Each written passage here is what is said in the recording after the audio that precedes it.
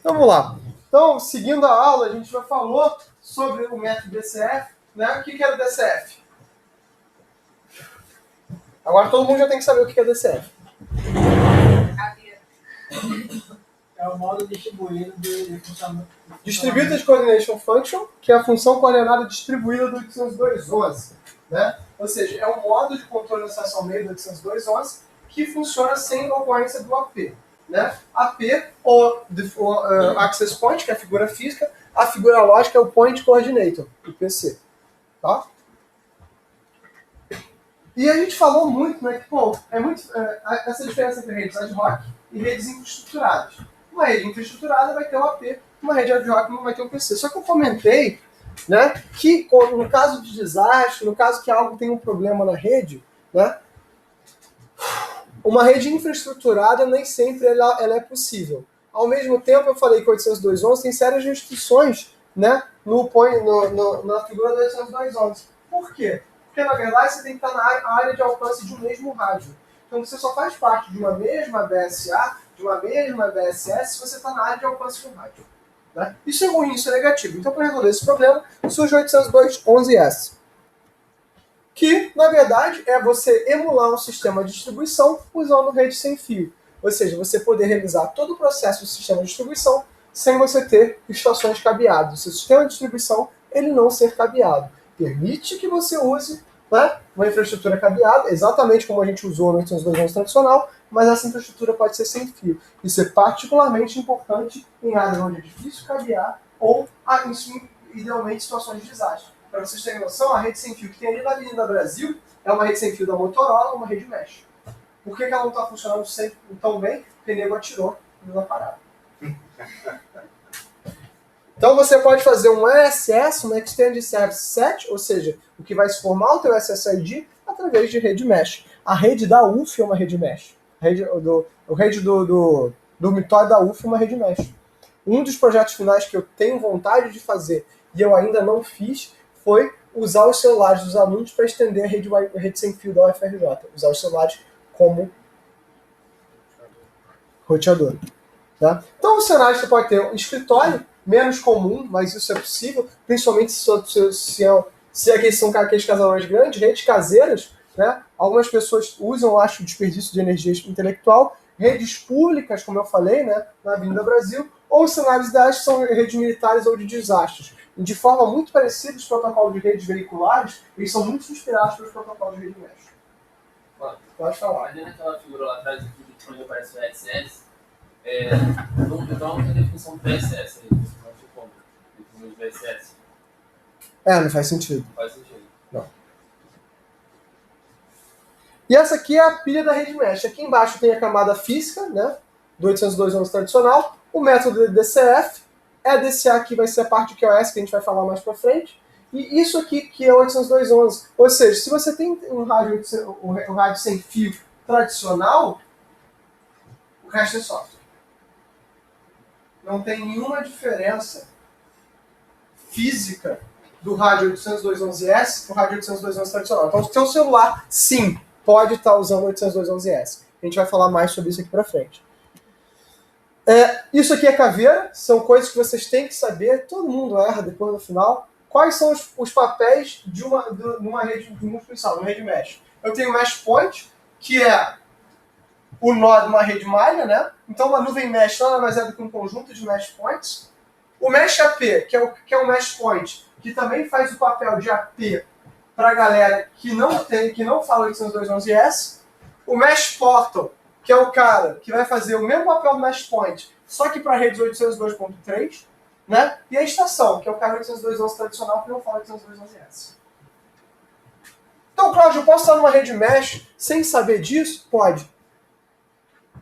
Essa é a grande vantagem. Você pode estar numa rede mesh sem saber disso.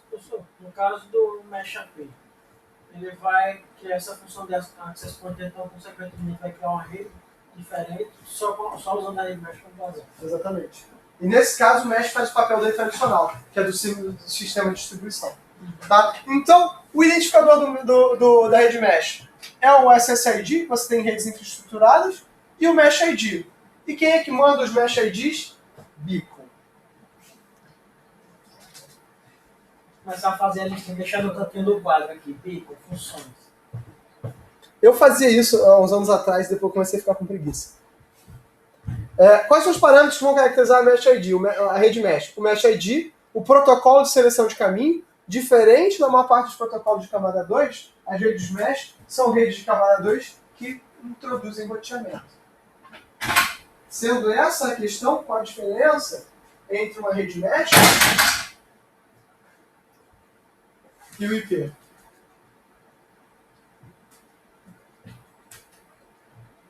Se o IP roteia, se a camada de rede roteia, e aqui eu estou dizendo que roteia, logo a função da camada de rede não é mais só rotear. Reduzir o tamanho do broadcast. E por que isso é bom? Porque quando você tem um broadcast, não vai estar todo mundo. Você não vai lotar a tua rede com broadcast de outros protocolos. Então, o papel do domínio de colisão é fragmentar redes grandes, tá? Evitar que você tenha muitas máquinas numa mesma rede. E uma métrica de seleção de caminho, que a gente vai falar mais pra frente. Então, no Bem Mesh, você todos os nós que num dado momento vão compartilhar esse mesmo perfil. Ou seja, quer dizer que eu posso ter dois caras um do lado do outro, e por pertencerem a Mesh IDs diferentes, eles são logicamente diferentes? Sim, isso inclusive é muito saudável. Permite que você faça o que a gente chama de redes em camada. A gente vai mostrar algumas figuras muito legais sobre isso. Então, como é que eu vou criar a minha rede Mesh? Vou fazer um mecanismo de descoberta de vizinhança, o que eu chamo de escaneamento ativo. Eu vou mandar um probe request, probe response, exatamente como era no 802.11, ou passivo, beacon. E eu vou mandar esses quadros de beacon e probe estendidos para incluir campos de rede Mesh. O estabelecimento dos peer links, ou seja, dos membros da rede Mesh, ou seja, eu vou criar um grafo completo, né? Ou seja, o que forma a minha rede Mesh são os caras que têm o mesmo perfil e se reconhecem como tal. É só isso. Né? Então, o que é rotear? Rotear é fazer o seguinte. Eu mando, Adriel, tá ligado? Eu mando mensagem pro Adriel? Não. Eu mando mensagem para todo mundo que tá ao meu alcance. Nomes: Adriel, Sábio, Carlos. e Carlos. Então, olha só, se eu não mandar, eu estou mandando para os três ao mesmo tempo. Por quê? Porque o rádio ele é omnidirecional. O Sábio não manda a rede, ele disse esse papel nessa mensagem na rede. Ele não tem meu Mesh ID. O Carlos e o Adriel tem. O que vai fazer com que essa mensagem seja para mim é saber que eu pertenço ao perfil. O rádio é sempre omnidirecional. A nível físico, eu estou sempre mandando mensagem. E aí surge esse protocolo, o Mesh Peer Link Management, que o Mesh Point vai usar esse MLP para abrir um candidato a vizinho. Aí eu vou fazer essa identificação, trocando o MAC entre os dois, então eu vou gravar na minha memóriazinha uma mensagem dos meus nós vizinhos que pertencem à minha rede Mesh. Eu tenho o conhecimento da minha rede Mesh como um todo? Não. Aí a gente vai ver que eu só vou guardar dois caminhos. Quem são os meus vizinhos e o caminho até o Mesh Portal. Porque o objetivo principal da rede Mesh, diferente da rede 802.11, quanto o objetivo no 802.11 no DCF era trocar dados dentro da minha WLAN, da minha rede Mesh é para jogar para fora do sistema de distribuição. Então o meu objetivo que eu vou gravar aqui são os meus vizinhos e como eu faço para chegar no Mesh Portal. Qual é a métrica que eu uso para... O nome da métrica é Airtime, mas a gente vai falar mais sobre isso. Isso aqui eu vou usar um sistema de inicialização baseado no 802.11i, que a gente vai falar mais pra frente. E vou usar esse protocolo aqui, o Hybrid Wireless Mesh Protocol. É esperado no ADV, Ad Hoc On Demand Distance Vector, que é o que a gente usa basicamente em redes veiculares. Ele é mandatório e ele é híbrido. Ele é sob demanda e proativo. Sob demanda, no sentido que eu vou fazer isso... só vou descobrir, se eu for trocar dados para alguém que está dentro da minha rede Mesh, eu vou fazer essa descoberta sob demanda, e proativo, porque eu vou manter as rotas até o Mesh Portal. Então, qual é a vantagem de ser sob demanda? Eu tenho baixo overhead do roteamento. Como assim? Eu não preciso guardar na memória todas as rotas possíveis e imaginárias. Qual é o contra? Eu tenho um atraso extra no roteamento, porque eu tenho que buscar onde esse cara vai estar. Já no proativo eu tenho um problema. Eu tenho um baixo atraso como vantagem. Só que eu tenho que guardar esse negócio na memória. E lembrando, há uns anos atrás, a memória era cara. Se eu tenho mais de um mesh portal, eu tenho que guardar um caminho para mais de um mesh portal. Se eu tiver 1 milhão de mesh portals, isso aqui não dá. E eu tenho que ficar atualizando isso o tempo todo. A vantagem de ser híbrido é que eu tenho ambos os vantagens usados concomitantemente. Eu vou conseguir manter minha topologia em árvore, ou seja, eu não tenho ciclos, né?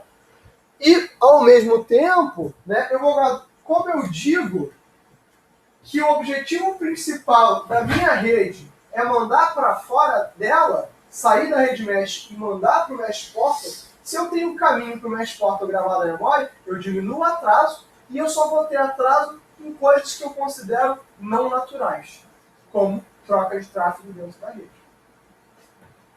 Pensa o seguinte no caso de um alojamento universitário. O que as pessoas fazem no alojamento universitário quando estão usando a internet? Todas as outras coisas não me interessam. Acessar a internet. Acessar a internet está dentro da rede mesh? Eu tenho que ir para um servidor externo, né? Então, olha só que interessante. Eu estou usando essa minha rede mesh para chegar no servidor externo, para acessar a internet. E aí é vantagem. E se eu tivesse um sistema de trocas dentro da UFRJ, troca de arquivos, usaria uma rede mesh? Nem a pau. Todo mundo está sussa com isso? Então é provável de eu perguntar para vocês, dá um cenário de aplicação e perguntar, rede mesh é provável? Desculpa. Isso é uma questão completamente plausível. Sim, não e por quê? Como eu acabei de fazer. É razoável usar rede mesh num alojamento universitário? Sim. Por quê? Eu não estou interessado nem no sim ou não, estou interessado na justificativa. Eu já tive, uma vez eu fiz uma pergunta parecida numa prova de graduação. O cara falou, sim, porque a rede mesh é muito eficiente. Meu amigo, você tem que estar de sacanagem. Nossa.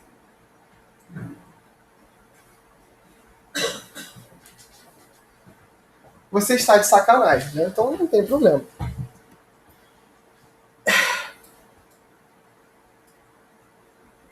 Para eu selecionar o caminho no HWP, eu uso esse Mesh Configuration Element, elemento de configuração mesh, que eu vou trocar através do beacon, né? E vai ter campos como identificador de caminho ativo e identificador da métrica de seleção. Ou seja,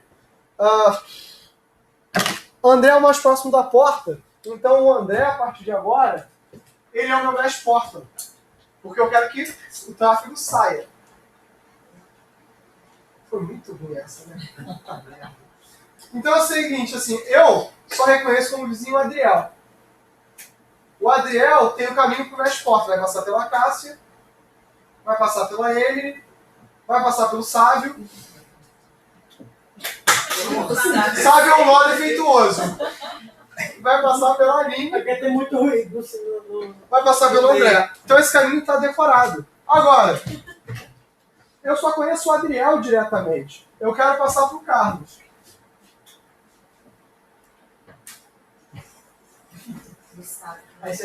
Não, se você não sabe quem é o Carlos, então manda para alguém. Porque ele só conhece a Cássia. A Cássia, quem é o Carlos? Isso é HWP. Ele não conhece o caminho, eu procuro proativamente. Aí no caminho de volta para mim, o Carlos procura reativamente, né? É reativamente. Manda de volta, manda para ele. Aí vai mandar para mim. Agora eu já sei quem é o Carlos. Vou esquecer. Porque eu não quero guardar isso na memória. Inclusive ele pode sair no meio do caminho e não, a rede é extremamente móvel. Por isso que reativo é bom. A rede não é fixa. Agora, numa rede universitária, os nós são fixos? São? Não. São ou não são? Não, porque o aluno usa o celular, usa o notebook, tá aqui agora com o notebook, e daqui a pouco tá o seu notebook fala de 802.11s? Pega a casa da rede da UF, do alojamento universitário. É móvel, o aluno tá salvando, tá dentro daqui a pouco. O 802.11s é móvel? Sim. Talvez.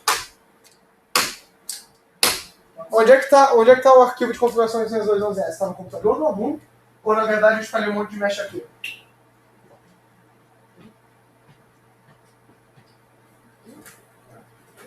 Quais são os 4 caras de uma rede mesh? Mesh Portal, Mesh AP, Mesh Point e a estação. Qual é a máquina de vocês?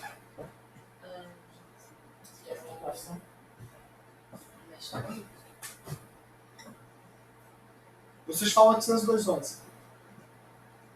Isso aqui você tem que falar 802.11s. Esse aqui você tem que ser o 802.11s barra 802.11. Esse aqui é 802.11s barra 802.3.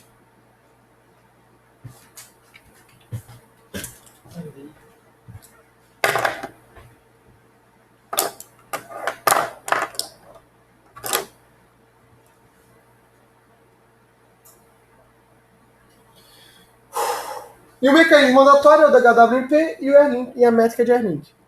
Né?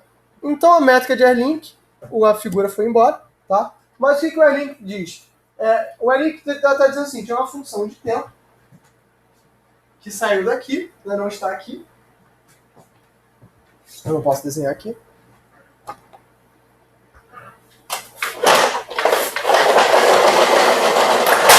Mas o airtime é igual a uma vez sobre a sua taxa de transmissão vezes O de CA vezes O de CB. Onde O de CA é a tecnologia e O de CB é o ruído.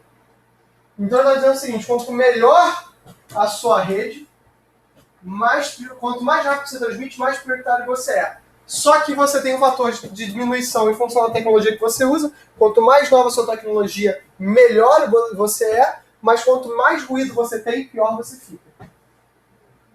Então a relação entre o throughput, o ruído e o seu grau tecnológico. Ou seja, o seu airtime, se você é de um cara B com alto ruído,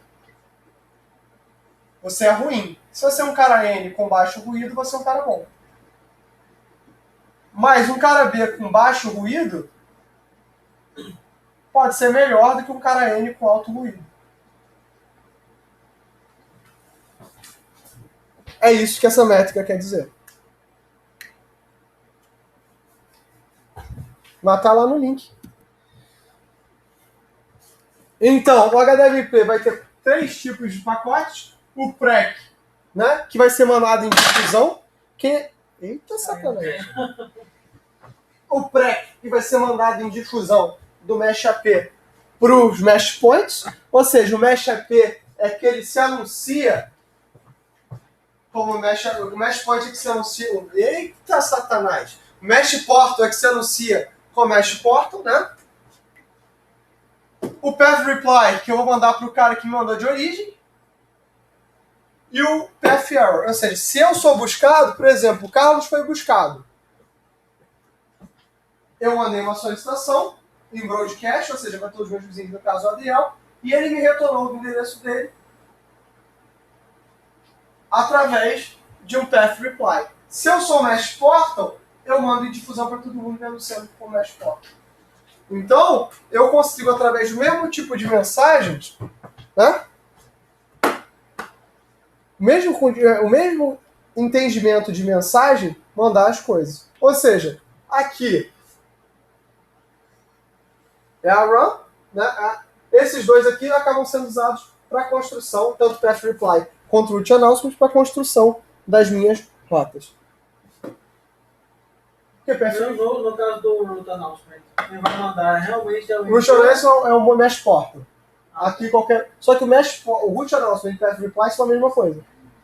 Não, tranquilo, porque ele tá só MP raiz. Não, MP raiz é o Mesh Portal. Então isso aqui, né? Eu estou fludando e espero uma resposta.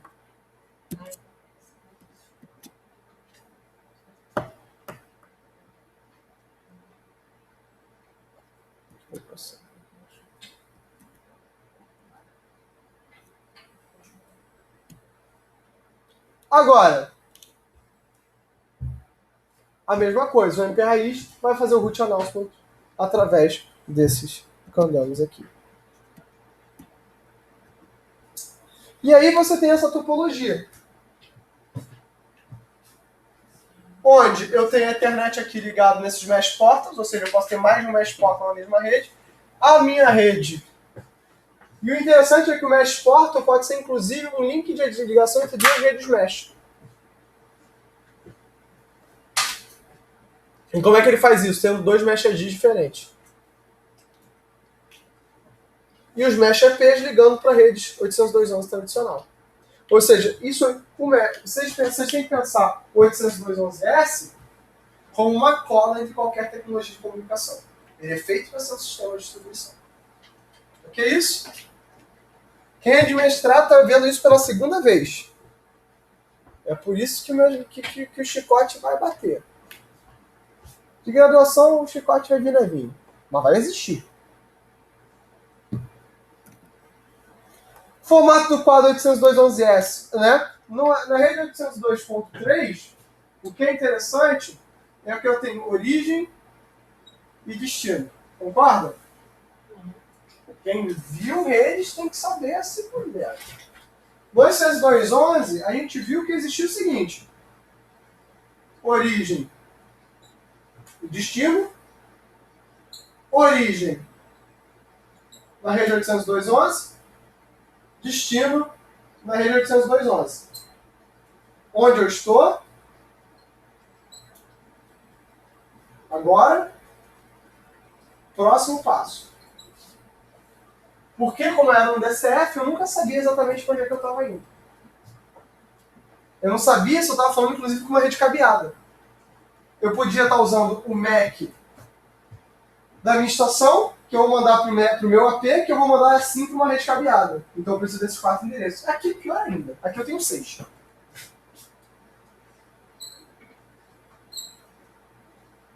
Origem. Passo na 802.11.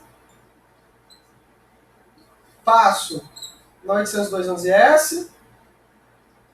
Destino 802.11s. Destino 802.11. E destino final. São 6 endereços de camada MAC. Mas no caso, quando sai da estação, sai com 4, né? Isso. Cara, isso aqui. Estação. Isso aqui é uma estação 802.11. Tá? Então eu tenho o endereço do meu próximo passo, que é o MAP1, o endereço de origem, o endereço de destino e o passo anterior, de onde eu estou. Né? Isso aqui não precisa. Então, quando eu cheguei em MAP1, o que isso me ajuda? Me ajuda a construir o caminho de ida e o caminho de volta.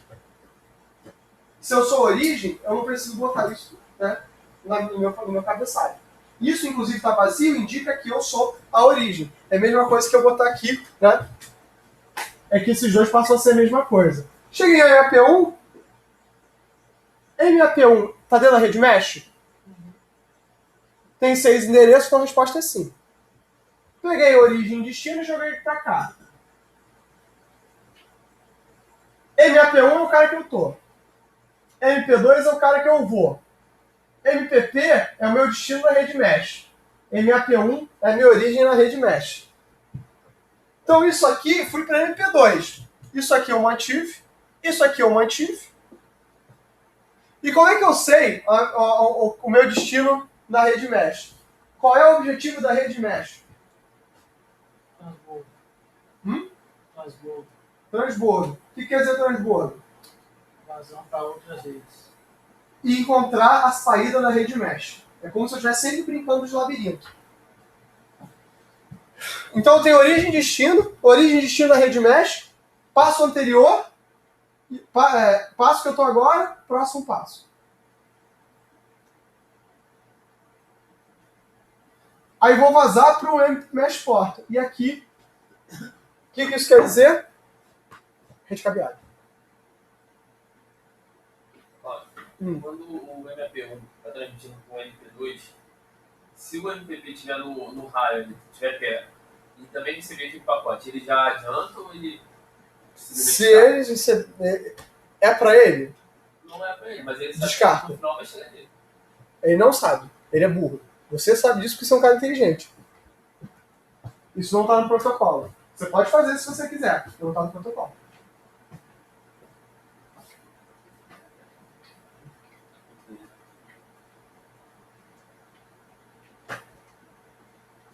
E protocolo é uma coisa muito draconiana. Ou tá ou não tá. Cláudio, mas isso é dispensar recurso. É. Mas isso é facilitar dor de cabeça.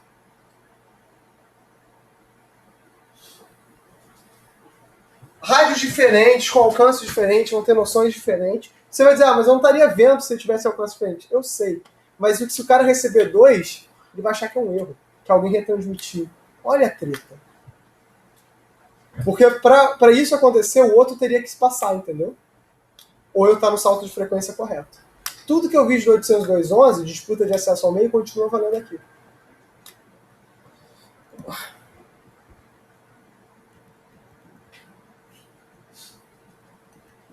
Vamos ver qual é a cabeça.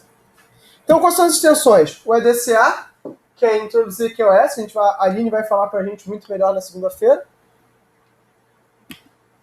O MDA, que é Mesh Deterministic Access, né, que é uma operação sincronizada, né? Ou seja, eu tento mudar, como eu tenho na rede mesh potencialmente vários rádios, eu tento sincronizar esses vários rádios com meus vários vizinhos. Né? Ou seja, dividir meus rádios entre vizinhos e escalonar eles para que não tenha interferência. Então, por exemplo, se aqui a galera do meu lado esquerdo, né, eu vou usar frequência 2.4, a galera do meu lado direito vai usar a frequência de 5.0. Por que, Cláudio? Porque aqui tem 4 e aqui tem 3. Então é possível que eu tenha sofrendo mais interferência porque eu estou numa operação maior aqui.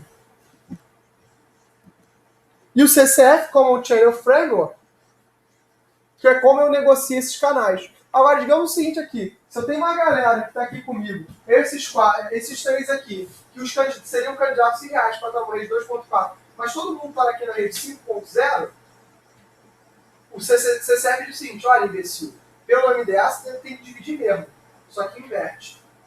Por quê? Porque eles estão mais próximos, estão na frequência 5.0. Pelo airtime, eles são candidatos melhores para 5.0 que 2.4. Então a ideia é eu buscar sempre o melhor conjunto de frequências dados os rádios que eu tenho. E olha que interessante, o 802.11s é a primeira tecnologia que vocês têm que é de múltiplas antenas. Não é mais de uma single antena. Quando vocês falarem 802.11e, ele ainda é single antena. Só que ele não faz nenhuma diferença ele ser single antena ou múltiplas antenas. Já o 802.11s e 802.11n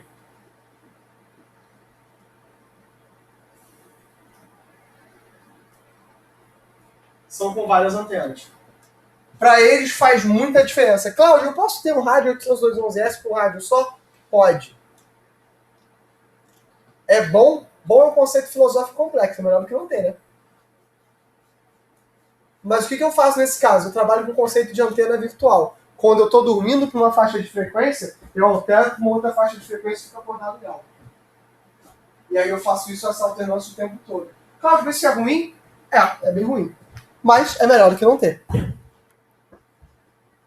E aí aqui, olha, essa questão dos saltos de frequência que eu estou falando para vocês. Então eu estou multiplexando em função do tempo, como eu faço no 802.11, e multiplexando em função da frequência para ter maior desempenho. Gerenciamento de energia, né? Eu vou enviar o beacon, eu vou comprimir meus beacons, eu vou começar a usar o beacon para, mais uma função do beacon, anunciar que eu estou dormindo e vou definir mecanismos entre os mesh points para manter eles acordados só um pedaço do tempo, da mesma forma que eu faço com o PCF. Então, esse mecanismo de economia de energia é justamente para eu poder usar o CCF, o Common Channel Framework, e para poder economizar energia. Se eu sou um cara que estou na bordinha da rede, eu estou super isolado, eu posso subir pra caramba e durar pra caramba. Agora, se eu sou um cara que estou dormindo na meiuca lá da rede, eu tenho que dormir tanto quanto possível. Dormir tanto quanto possível é uma parada extremamente importante. Casos de sucesso. Esse aqui é o LPC, One Laptop per Child, também conhecido como projeto XO. É um dos projetos mais importantes da história da computação pessoal recente. Cláudio, por quê?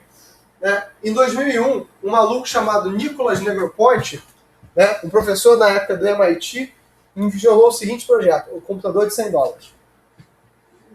$100. Hoje parece palhaçada que tem vários computadores de $100 por aí. Há 15 anos, quase 20 anos atrás, isso era um absurdo de concreto. Primeiro que notebook era uma parada caríssima. E eu me lembro que foi uma das paradas que me deixou mais animado quando eu vi pela primeira vez. O projeto existia desde 2001 e eu ouvia sobre o projeto desde 2004, foi quando eles anunciaram para o mundo. E o Nicholas Negroponte fez uma história extremamente parecida. A história do projeto é muito triste, no sentido que ele nunca chegou a $100. Quando o Nicholas Negroponte começou a vender, esse computador custava $200 e você pagava 400, porque você comprava um para você e um para uma criança. Num país subdesenvolvido. Tá? Só que ele veio a dar origem a todas as tecnologias. Se hoje você tem um tablet, um e-reader, um notebook ou um ultrabook, é por causa desse projeto.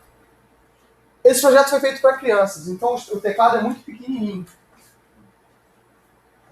Ele foi feito, tá vendo isso aqui tudo aqui? Isso aqui é uma lancheirinha. Então todos esses tablets infantis que tem esse formato tipo de lancheirinha, veio desse projeto. E isso aqui é uma bateria, porque ele imaginava que ele podia estar usando isso para crianças na África. Então, aquilo ali tem uma manivela para você gerar energia mecânica através dele. Essa antena é uma antena mesh.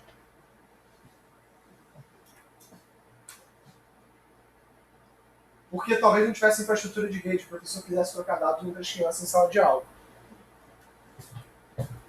A primeira versão dele tinha um touch grande. O touch grande era uma coisa ruim, ele queria desenhar na tela. A tela era uma tela de touch. Virou uma tela de touch na segunda versão, deu origem aos tablets. E a tela é antirreflexiva, porque muitas das escolas na África não tem teto. É embaixo do sol, o professor dando aula no quadro, um monte de crianças sentadas tentando ter aula. Aí não foi agora. Nunca chegou nos pontos, na verdade, assim, o mercado foi uma coisa maravilhosa, né? O mercado, o capitalismo, de forma geral, tem uma capacidade muito legal de se apropriar dessas grandes ideias.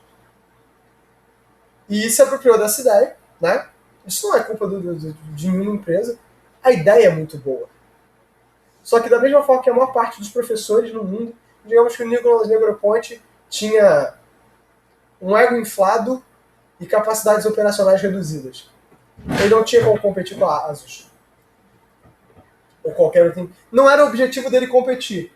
Mas a ASUS achou, pô, essa ideia é boa, né? Pô, que ideia maravilhosa. Em 2007, a ASUS lança o EPC 701. O primeiro netbook da história. Há 10 a 15 anos atrás, quase 15 anos atrás, netbooks eram a onda do momento.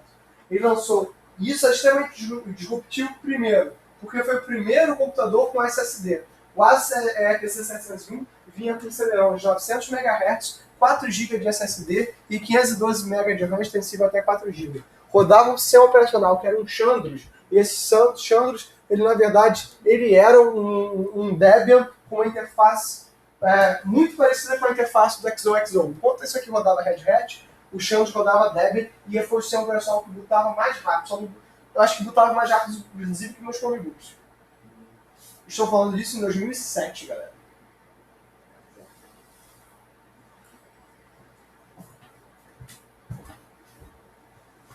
Foi um fracasso. As pessoas tinham várias críticas ao EPC 701. Por quê? Porque o teclado, a tela era de 7 polegadas. Um tablet de 7 polegadas, ok para você ler. Mas para você usar como computador pessoal, o teclado era muito pequeno, porque a tela era de 7 polegadas. O que aconteceu? Tá vendo essa pata aqui? Não foi feito para minha pata. Foi feito para criança de 7 anos de idade, na época de alfabetização. Talvez na mão da Cássia daí até lá, né? Mas nisso aqui, né? Assim, eu parecia um tiranossauro brincando com isso. Né? Aí não rolava. E as pessoas criticaram muito. Não é um computador utilizável. É claro que não é para você, sua rua. É para criança, só que as pessoas não tinham isso. Qual era o valor disso? $300. você não encontrava nada nesse valor. Notebook era algo caro, não era acessível. Isso começa a revolução sem fio de uma forma nunca antes vista. Logo em seguida, sabe quem é que brota? Android. Na mesma época, surge o iPhone e surgem os primeiros telefones Android, seguindo essa tecnologia daqui. Isso aqui revolucionou como a gente faz computação. O MacBook Air sai desse tipo de projeto. Isso aqui diz o seguinte, olha, é simples como notebooks deveriam ter sido desde o começo. Não essas coisas gordas que vocês usam por aí. Né? Hoje em dia a gente usa o termo desktop replacer. Sabe o que desktop replacer é? Notebook gordo.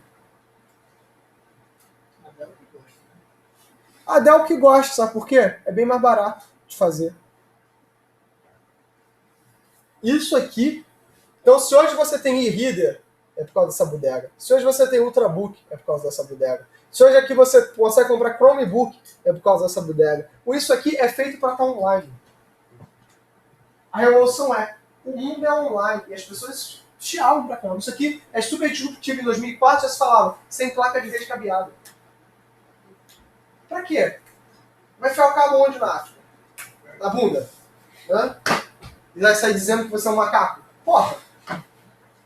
Não tem! Esse negócio aqui é para situação de emergência. Sabe quem comprou isso aqui? Aos mitos? Exército. A Intel olha para isso aqui e fala, cara, eu tô jogando, só sou de trouxa. A Intel, 2 anos depois, faz o Intel Classmate. Tela de 9 polegadas. Teclado maior. E vende o governo do Uruguai. Toda criança do governo uruguaio, no começo da década passada, tinha um Intel Classmate. A gente tem vários aqui pequenininhos, aqueles que estavam derretendo a borracha. Né? Sim. Estavam todos lá embaixo. O governo do Uruguai comprou um para cada criança. Há 10 anos atrás, isso aqui diz o seguinte: você precisa programar. No mundo digital, quem não programa, o próximo analfabeto funcional.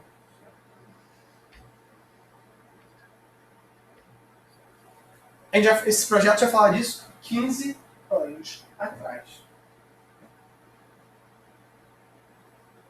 A coisa mais próxima que o governo brasileiro fez foi com a Positivo. Não deu certo. Sério, veio? Poxa. A Microsoft está até hoje querendo fazer uma versão do Windows 10 para a web. A Microsoft não sabe fazer coisas para a web. Mas a melhor integração de sistemas operacionais hoje, eu odeio elogiar a Microsoft, até gravando, né? Microsoft morra. Mas assim, a melhor integração de sistemas operacionais hoje é feita pela Microsoft. O Windows 10 consegue ser um sistema operacional para desktop e para tablet de forma perfeita. O Microsoft Surface, principalmente o de 10 polegadas, ele é um produto lindo. Ele é um produto maravilhoso. Eu tenho um Galaxy Tab. Barra Linux, Android, tudo. Em termos de integração, ele é muito melhor. A mesma aplicação funciona para um desktop e com a entrada de toque. É muito bem feito. Realmente muito bem feito. Enquanto você tem a Apple, enquanto a Apple tem o iPhone, o iPadOS e o macOS, e eles se integram bem a troca de mensagens, você não tem uma mesma aplicação funcionando para os três de forma igual. A mesma coisa, o Android, ele é muito fragmentado. Esse é o erro do Android desde o começo. Então, o aplicativo que funciona para celular e para Android e para tablet funciona igual, pero no mucho. Agora, o negócio para o Windows 10 funciona igual para o Surface e para o desktop. A Microsoft, nesse aspecto, está de parabéns. Vocês não vão me ouvir falando bem da Microsoft achando assim. Isso versus o VS Code. VS Code, o que é o VS Code? Vamos pegar o Visual Studio e vamos pegar o que funciona. Vamos fazer um editor de código, liberar ele em código aberto. O VS Code é a melhor coisa que eu já vi na Microsoft. Um dos melhores editores de código que eu vejo em muito tempo. Parabéns, Microsoft. Também eu acho que é o Arquivo da Microsoft. Não, aqui o Arquivo Direct eu acho uma merda. É melhor do que ele dá. Não. Ele não é melhor que o LDAP. Ele é melhor de configurar e de usar que o LDAP. O LDAP tem muito mais difícil. Então, assim, o AD ele não ganha por mérito da Microsoft. mas por incompetência do pessoal da LDAP. Que mesmo assim está de parabéns, porque fazer isso é um trabalho dos infernos. Tá? Então, assim, a Microsoft, hoje, ela está tomando consciência. A nova versão da Microsoft é uma empresa de vanguarda, de pesquisa, de ação. A nova Microsoft é uma puta de uma empresa. Onde vários maiores desafios da computação estão sendo realizados e pensados hoje. Eu odeio dizer bem e falar bem da Microsoft da Apple. Odeio. Mas nós somos de parabéns. Não tem nenhuma revolução na história recente tão grande quanto o iPhone e nenhuma empresa sendo tão disruptiva nesse exato momento quanto a Microsoft. Bizarro. Mas tudo começa aqui, com um projeto de um professor do MIT. É por isso que a universidade existe. Para que um desgraçado desse que esteja sentado com o cu na cadeira esteja pensando como o universo pode ser melhor com uma coisa dessas aqui. Isso aqui nunca virou um produto, porque esse não é o papel do professor universitário. Mas é fomentar tanto essas ideias que as empresas olham, caralho, eita filho de chocadeira. Nossa. Assim, isso aqui era uma bosta. Quanto hardware. Não era um computador para mim, para o Cláudio. Não era um computador para vocês que estão fazendo computação. Mas esse é o erro mais normal das pessoas de computação. A gente esquece que as pessoas normais só querem jogar paciência. E para 90% das pessoas isso é suficiente. Fazer o imposto de renda, dar uma olhada no Facebook, elas não precisam das coisas que a gente precisa. Isso aqui é essa revolução. Hoje, né, para vocês terem noção de como isso, hoje a gente chegou no nível que o iPad OS ele é tão sensível a toque, que ele já substitui cadernos nos Estados Unidos. Como assim substitui cadernos? O iPad com o iPad Pencil ele já é tão responsível a toque que os alunos já começam a escrever notas de aula dentro do software. Pode, mas está na mãe natureza. Esse é o capitalismo, isso é uma outra questão. Não está entrando aí. Mas dessa forma eu consigo, de forma que eu nunca imaginado antes na história da humanidade, guardar todo o conhecimento produzido. Literalmente todo. Porque se eu anoto um negócio desse, sincronizo numa nuvem e consigo editar isso em tempo real, usar uma rede neural para capturar esses dados, eu consigo pegar todo o conhecimento produzido pela humanidade, se a gente não fosse um bando de babacas egocêntricos, né, e compilar isso numa única história da humanidade. Imagina o seguinte, se eu conseguir somar todas as opiniões de vocês sobre a minha aula, em geral elas vão dizer coisas negativas, eu gostaria de manter isso escondido, mas se eu pegasse a opinião de todos vocês sobre a aula, o conhecimento que cada um pegou, das coisas que eu falei, e somasse, isso estivesse disponível para todos vocês em tempo real, isso é conhecimento. É para isso que essa porcaria serve. É esse o impacto que isso surgiu. O iPad vai surgir porque isso aqui é importante. Porque caras disruptivos chegam com conceito. O MacBook é uma máquina absurda. Não é absurda porque o desempenho é bom, e não é absurdo porque o desempenho realmente não é bom, mas não é absurdo que o corpo dele é alumínio, apesar de para quem viaja muito faz muita diferença. Nem, ele é absurdo porque ele diz assim, é assim que computador móvel quer ser. Meu primeiro computador, meu primeiro notebook, eu comprei ele usado, ele tinha 15 polegadas e 3,5 kg. É um Toshiba azul que está na minha sala. Foi o primeiro computador que eu comprei a partir dos meus próprios esforços. Né? E o meu carregador é um negócio, sabe, parece um tijolo. Se eu tiver com raiva de alguém jogar isso na cabeça de alguém, eu vou cometer um homicídio. Né? Somando, ele tinha 5 quilos. Sabe o que 5 quilos são? É um filho. E não é nem um filho recém-nascido, porque recém-nascido nasceu com uns 3 quilos e pouco. Metade da bagagem você pode levar no avião. E metade da bagagem você pode botar no avião. Com certeza aquilo ali, porra, quando liga aquilo ali, que deve ter radiação, né? E a bateria durava 2 horas. O que esses caras estão dizendo é o seguinte, isso não é bom o bastante. Isso não é bom o bastante. Isso é bizarro. Isso é bastante bizarro. Isso é muito poderoso também. Na UF a gente tem a Remesh, que é uma rede domiciliar e acadêmica que usa um protocolo chamado OLSRML, produzido pela UF, e que é uma rede com essa nova métrica multiplicativa que é feita para atender os alunos. Repete, Redmesh. Redmesh. É o nome que eles deram para Redmesh desde a UF. É um ótimo trocadilho. Nossa, Pessoas já computação. Remesh. é como eu falei, né? Nerd com vida social.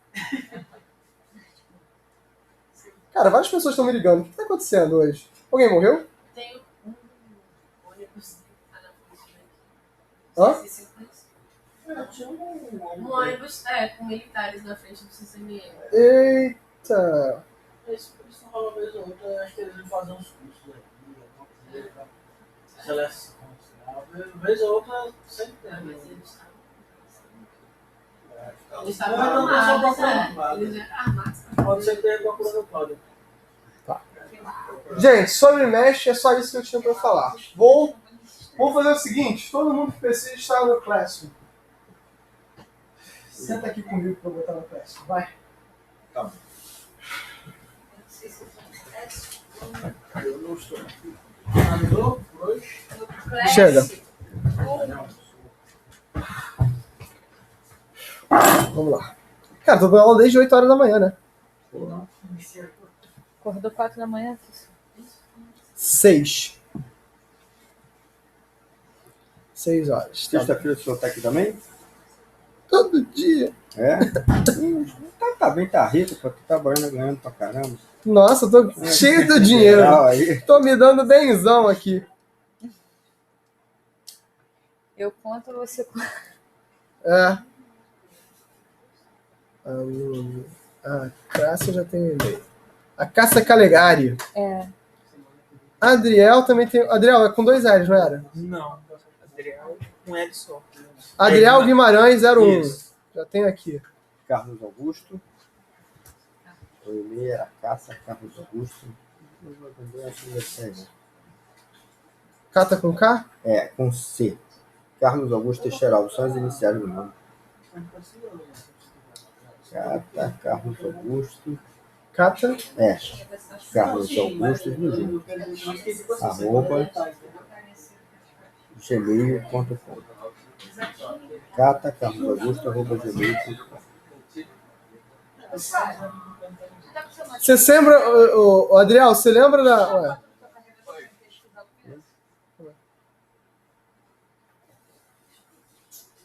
Lembra do menino do e-mail daquela menina, Marcela?